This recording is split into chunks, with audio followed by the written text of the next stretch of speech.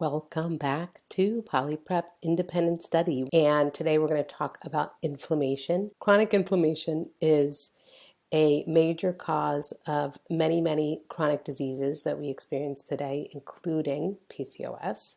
So what is inflammation? Inflammation is actually our immune system. Acute inflammation is what happens when our body is confronted with some sort of injury or infection. Our immune system responds very quickly, and its job is to eradicate whatever foreign insult and to help the healing process. If we're in a state of chronic inflammation, meaning there's trigger or multiple triggers that's causing our immune system to be on constantly at a low level, these are the things that can occur. Number one, mitochondrial damage. Mitochondria, it's a little organelle in our cell responsible for generating energy. If our mitochondria is damaged, it makes them not work so well, and that can contribute to mitochondrial disease.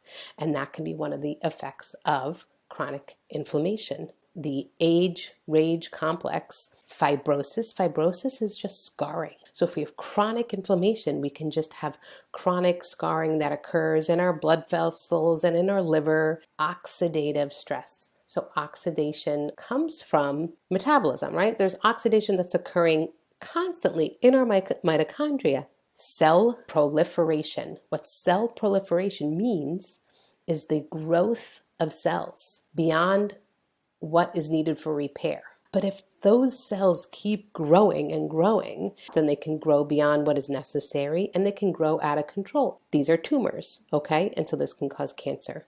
Angiogenesis is the creation of new blood vessels. But if that continues unabated, then that also can feed tumors, and that contributes to cancer growth. Insulin resistance, inflammation, the inflammatory markers called cytokines can actually cause our cells to be insulin resistant. If you have PCOS, there's a good chance that you already have a degree of insulin resistance. And then lastly is thrombosis. So developing blood clots to certain organs like your heart, like your liver, developing little small blood clots that are going to your pelvis, to your ovaries, that can cause fertility problems. So these are all the different downstream effects that can occur as a result of chronic inflammation, and these are the things that we're trying to avoid.